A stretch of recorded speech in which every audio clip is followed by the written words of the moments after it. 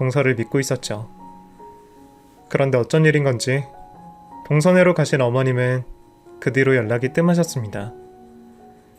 평소에도 일하는 저희 귀찮게 하기 싫다고 연락을 잘 안 하기는 하셨지만 그래도 가신 직후에는 잘 지내신다며 일주일에 한 번씩은 전화를 주곤 하셨거든요. 그런데 2달쯤 되었을 때부터인가 전화도 없으시고 심지어 제 전화도 받으셔서는 피곤하시다며 금방 끊어버리시더라고요. 저는 혹시나 어머님이 아들집이 적응이 안 되셔서 그러시는 건지 뭔지 걱정이 되었습니다. 그렇다고 동서한테 연락을 하자니 또 받자마자 감시하느니 뭐니 야단날 게 뻔하다 싶어서 연락도 못하고 그냥 남편이 동생한테 가끔씩 안부를 묻는 모양이더라고요. 도련님은 별일 없이 잘 지내신다며 걱정 말라고 했었고 저희도 그 말을 철석같이 믿고 있었습니다. 그러는 와중에 시간은 정말 쏜살같이 지나갔어요. 하필이면 회사들이 가장 바쁠 시기였던 탓에 남편이나 저는 야근이 잦아지고 서로 집에서 얼굴 볼 새 없이 바쁘게 지내고 있었습니다. 그러는 바람에 핑계 같겠지만 어머님에 대한 걱정도 하지 못한 채 지나갔어요. 차라리 요양원에 계셨으면 저희가 되려 신경을 썼었을 텐데 도련님도 있고 동서도 있으니 무소식이 희소식이다 생각하고 지냈던 것 같네요. 그러다 점점 바쁜 일도 해결되고 문득 생각해보니 제가 어머님 얼굴을 뵌 지가 벌써 3달이 되었구나 싶어서 아차 싶은 겁니다. 그동안 동서는 알아서 잘하고 있다. 바쁘다며 제가 집으로 찾아가는 걸 꺼려했어요. 그래도 첫 달에는 어머님이 저희 집으로 몇 번 왔다 가셨는데 무슨 일이신지 어머니가 연락도 없으시고 벌써 2달 넘게 얼굴을 보질 못했더라고요.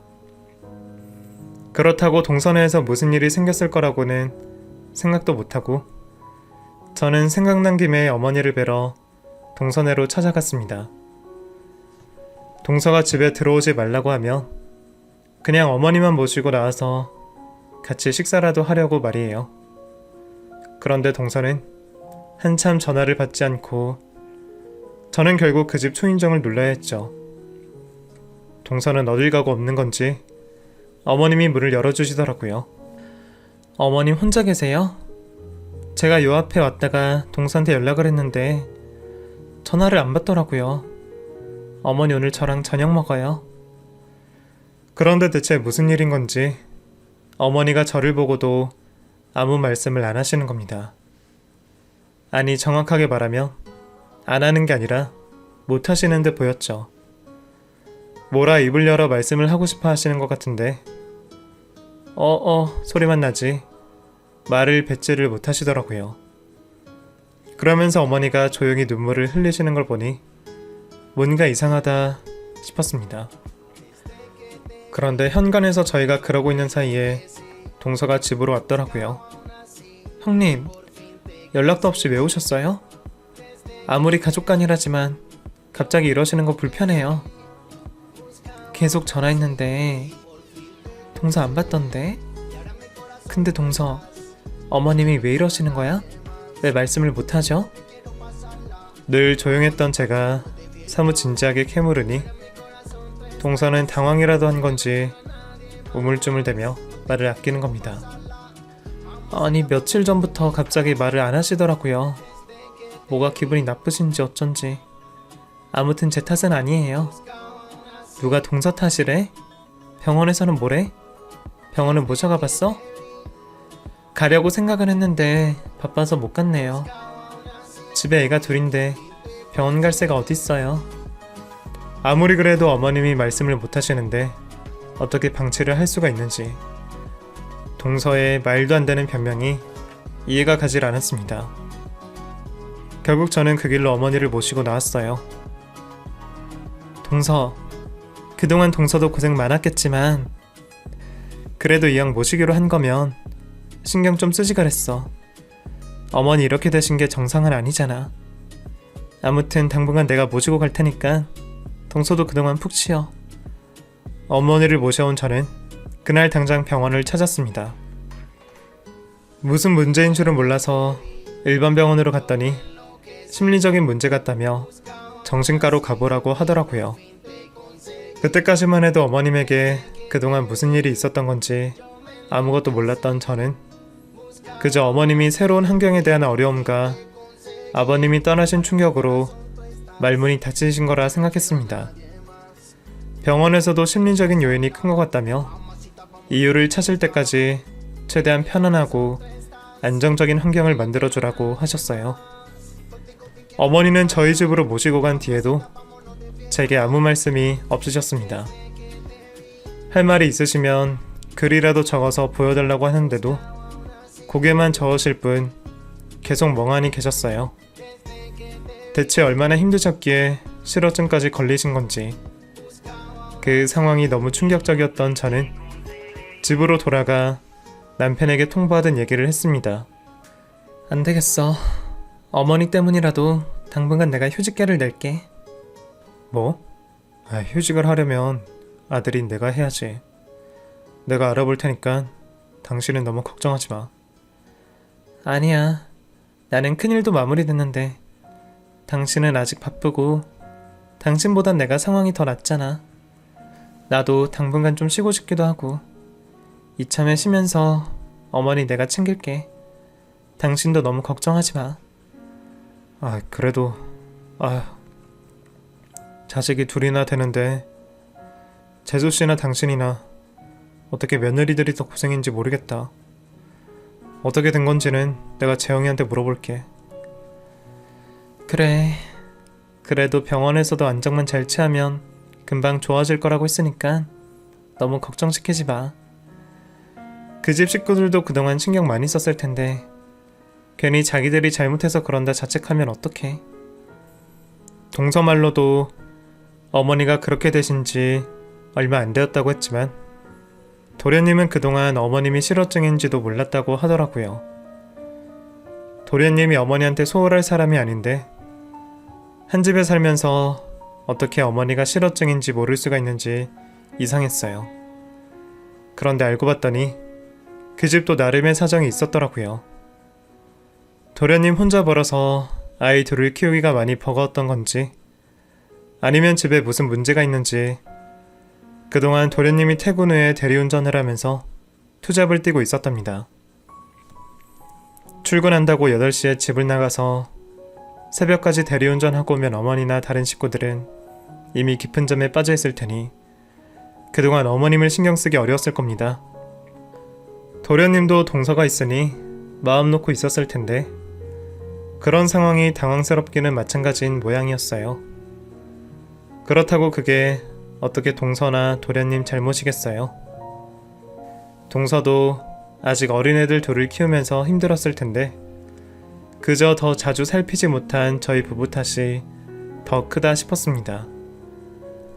그렇게 저는 그동안의 잘못을 만회하려 휴직계를 내고 어머니를 살뜰히 챙겼습니다. 웃음이 없어지신 어머니는 처음에는 밖에 나가기도 싫어하시고 제 얼굴을 보기도 꺼려하셨어요. 심지어는 저희 집으로 모시고 얼마 뒤에 동서가 오겠다고 하는 말을 들으시고는 막 손사래를 치시더라고요. 마치 동서가 무서워서 보기 싫기라도 하신 것처럼 말이에요. 뭔가 이상했던 저는 동서의 방문을 애둘러 거절했지만 그렇다고 동서가 의심되었던 것은 아니었습니다. 그냥 어머니가 동서에게 섭섭한 일이 있으셨거나 아니면 지금은 당장 누구를 보고 싶지 않으신가 보다 생각했죠. 그래도 다행히 어머니는 조금씩 나아지는 모습이 보이셨어요. 드라마를 보면서 가끔 웃기도 하시고 처음에는 잘하지 못하시던 식사도 조금씩 한술 두술 더 뜨기 시작하시더라고요. 그렇게 저는 어머니를 병원에 모셔가 심리치료를 받게 해드리며 2달이라는 시간을 보냈습니다. 2달이라는 시간이 긴 것 같으면서도 무척 짧은 시간 같더라고요. 어머니가 입을 여실 날만 기다리며 온 가족들이 어머니의 걱정만을 하고 있었죠. 그러다 어느 날 어머니가 드디어 말씀을 뱉으셨어요. 아유, 저 둘이 헤어질 건가 보다, 그치? 같이 드라마를 보다가 무심코 튀어나온 말에 어머니도 놀라셨는지 저를 보시더니 눈을 커다랗게 뜨며 놀라시더라고요. 혜미야, 내가 지금 말을 한 거니? 네, 어머니. 지금 말씀하고 계세요. 세상에, 어머니, 말씀 좀 더 해보세요. 저 누구예요? 누구긴 누구야. 우리 큰며느리 아니냐. 세상에. 어머니는 하염없이 눈물을 흘리시며 제 손을 붙잡아 주셨습니다. 그동안 왜 그렇게 힘드셨을지, 저희에게 못하신 말은 없으셨을지 물을 게 너무나 많았지만 저는 어머니가 진정하시기를 차분히 기다렸어요. 한참 눈물을 훔치시던 어머니는 제게 충격적인 말씀을 해주셨습니다. 그때 일을 다시 말하려니 다시금 그 충격이 떠올라 너무나 힘이 드네요. 어머니가 말씀하신 이야기는 이랬습니다. 어머니가 동서의 손에 이끌려 도련님 댁으로 가신 뒤 어머니는 고마운 마음에 살림과 육아를 도와주시며 동서에게 도움이 되고 싶으셨답니다. 처음에는 동서도 눈치 보면서 그냥 계시라 했다는데 어머니 성정에 어떻게 가만히 계셨겠어요. 그런데 언젠가부터 자꾸만 눈치를 주는 거야. 내가 밥을 많이 먹는다느니 물을 많이 쓴다느니 나 때문에 돈이 많이 든다고, 심지어는 밤에 화장실 쓰지 말라고 화를 내더구나. 저는 그 얘기를 듣고 기함을 했습니다. 이것저것 살림 문제로 잔소리를 해대던 동서는 어머니가 먹는 거 쓰는 것으로 화를 내며 악담을 했고, 심지어는 새벽에 화장실 물소리가 거슬린다고 방에 요강을 갖다 밀어넣으며 저녁 이후로는 어머니가 방 밖으로 나오지를 못하겠다는 겁니다. 나도 내목해서 일손 좀 덜어주려 그랬는데 다 늙은 시애미는 필요 없다고 나를 짐짝 정도로 취급하더구나. 처음에는 이씨저씨 하면서 짜증으로 그치더니 언젠가부터는 대놓고 눈치를 주면서 나를 못살게 굴었지. 하다못해 애들 앞에서까지 고래고래 소리를 지르는 바람에 내가 놀라서 밤새 경기를 했지 뭐니. 동서는 그동안 어머니를 보살피기는커녕 괴롭혀온 모양입니다. 어머니는 그 수모를 당하면서도 아들 걱정에 아무 말씀을 못하고 참기만 하셨다네요. 도련님이 사정이 힘들어 대리운전까지 하는데 거기다 어떻게 더 걱정을 시키겠냐 하셨던 거죠. 그렇게 괴롭힐 거면 왜 모셔갔을까 싶었는데 알고 보니 동서에게 꿍꿍이가 있었던 모양이었습니다. 그동안 어머니에게 줄기차게 돈 얘기를 해왔었대요. 하나 있는 그 집 동서네한테 넘겨달라고 말이죠. 아들 고생하는 거 보고 걱정도 안 되냐면서 나를 매정한 애미 취급하는데, 그렇다고 내가 니들 생각해서라도 어떻게 그러니. 그래도 월세 받는 걸로 사정이 괜찮지 않겠냐 했는데 그 돈 가지고 생색내냐며 더 난리를 치더구나.